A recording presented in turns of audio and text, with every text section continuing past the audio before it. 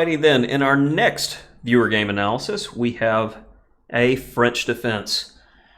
I know we've all been waiting on that. We got a 1500 with white and an 1800 with black.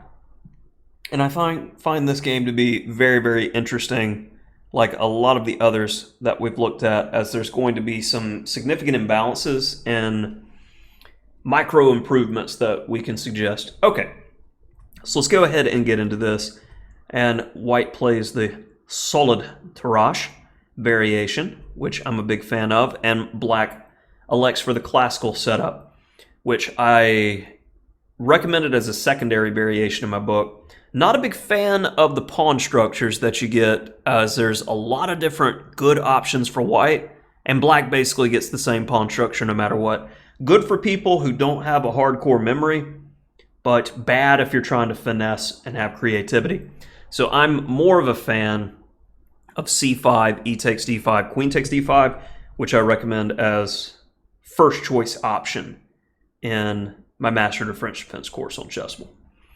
So coming back, knight f6, e5, and this next move is the type of move that, if this was the same 1500 from earlier, my overall recommendation, if he was on the white side of the Caro-Kann, or she, is to study the openings more carefully and try to understand the deeper ideas. Get you some opening books that the author definitely really explains things like I'm trying to hit on here, because this next move, knight gf3, it lacks flexibility for a lot of reasons. And you go, well, in the database, it's like third choice and it's been played 1,800 times. Yeah, but doesn't mean it's good. And let me explain why. Let's compare it to the main line, and then you'll understand the lack of flexibility of this move. Overall, the pawn structure is fixed in the center. So black is supposed to be striking with c5, and often white is supposed to be striking with f4, f5. Black needs to get his bad bishop, the French bishop, into the game. White wants to keep his strong attacking bishop on d3 to go after the black king side, mostly because we have kicked away the best defender of the king side from f6. So there's a lot of dynamics that go on based off of this locked pawn center. So with knight f3, it's kind of in the way of the other knight. It's in the way of f4. It doesn't have a path for the future of where it's going to go, really. So you're already setting yourself up with a slightly awkward position. So, for instance, bishop d3 is the main line. You know, guaranteed the bishop is supposed to go there. Black starts playing for c5. We support the center. Knight c6. Knight e2, very important. C takes d. Takes. Knight f3. And notice the flexibility. We're covering the d-pawn. Now with the other knight on f3, the bishop can get out from c1. And overall, we get a very clean scheme of development. And this is the main line of the classical tirage. Of course, white has other options that are plentiful here, that are quite playable. But my personal preference is I do not like this position too much for black, even though it's something that I cover in my book. Often I'll give multiple options, because some people would be comfortable here, because you know you're going to get this position with black no matter what. But back on what I was saying earlier, it lacks flexibility and finesse. Players like Akobian are great in these positions. I personally am not. So you could study Akobian's games, because he's awesome in this position for black. But coming back, so hopefully we understand some of these finesses in the opening with knight g to f3. And black's doing what he should, pressuring the center. Queen b6. Bishop e7. This is fine. And a3. Now, these are the types of ideas that are available to black. And this is the type of, say, skeleton of ideas that come directly from my book. I know there's lines where you can undermine the center, but if we allow white to get in b4, it's going to be difficult. So first, from a practical standpoint, I'm just going to kill the idea of b4. And then white's going to go something like rook e1 because he needs to figure out a place to put this knight to get the bishop out and complete development. But from this point, we can take in the center, and then I really like the move g5 because we're looking to kick that knight away, and white's center is kind of collapsing. And this type of idea scheme for black is the reason overall why I do not find move 5, knight g to f3 effective, because white's position is awkward and black can play for initiative quickly with this type of idea. And I definitely have lines exactly, not exactly, but same idea with g5 to kick the knight in my course. So after a3, castles was played. Takes, takes, takes, takes, takes.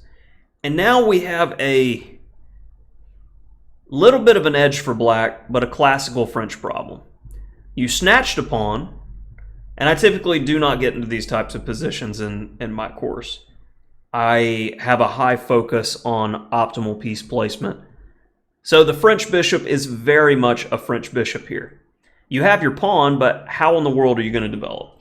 So unless you are a master of the opening, you're going to begin to struggle here, as we see black does. And if white had the aggressive, tactical, go-all-out chops, I think black would be toast in this game pretty quickly. Now, after b4, I really do feel like f5 should be played. And this move is one, I'm protecting my king. I'm trying my best to shut down your strong d3 bishop. And if I close the position, I'm going to have time to go knight b8, bishop d7, bishop b5, and then knight c6. And black's completely fine.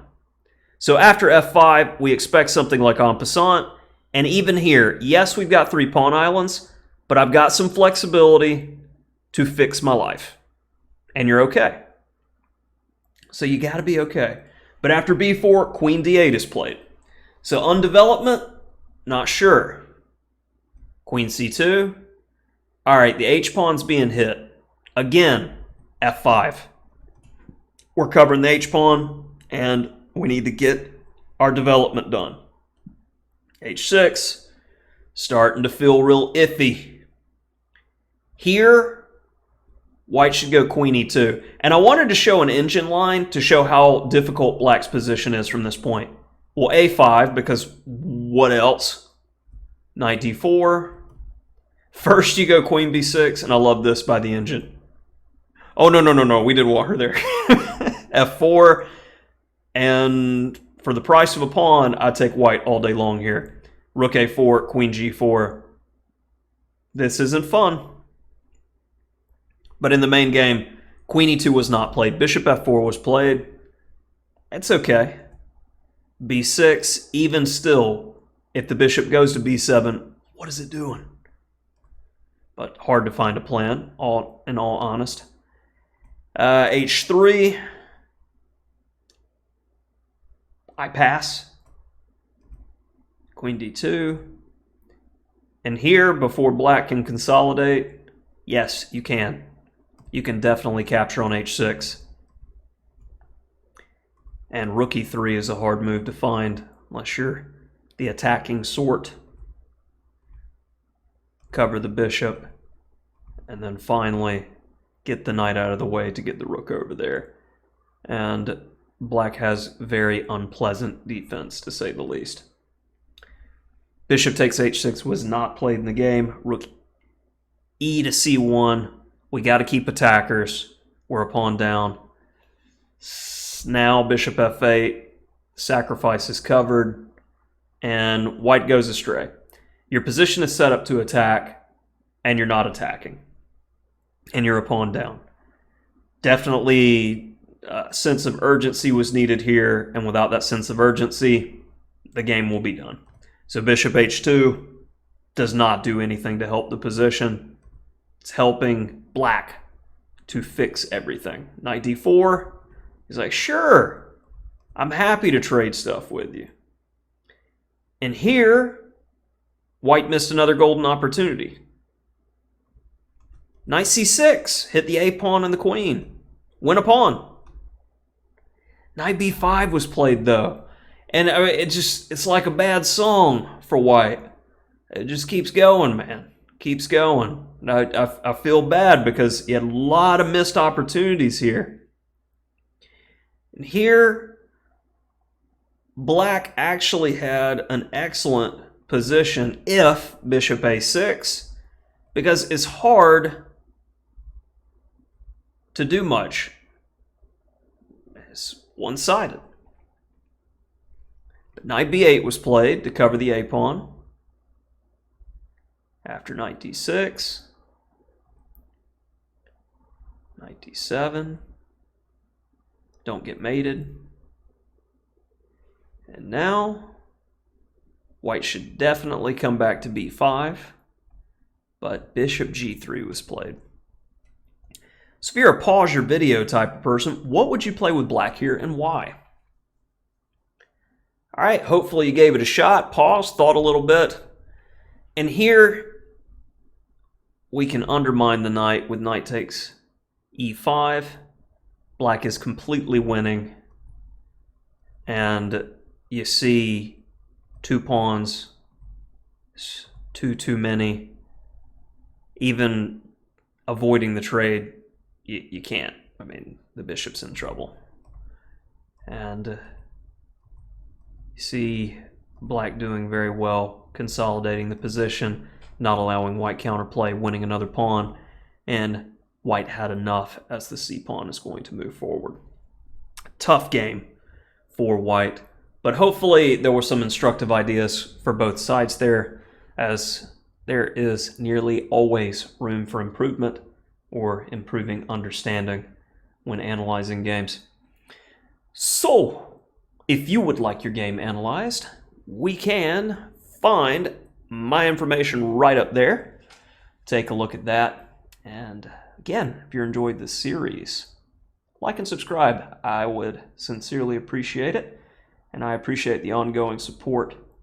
And if you're looking for more content, like this is typically quick, fast, and in a hurry content that I come out with daily.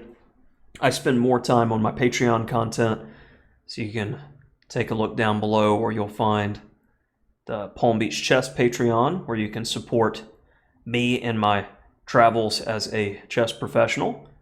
And you get access to, I want to say, around 100 videos of content now, different opening series and such. And also, books on Chessable. Reference master the French defense a few times in this game. And throughout the Viewer Games Analysis series, we've had some overlap with my books, which is cool. Able to showcase some of those ideas and hopefully help you. So, thanks for joining in, and hope to hear from you. Send me one of those interesting tournament games for analysis. Thanks.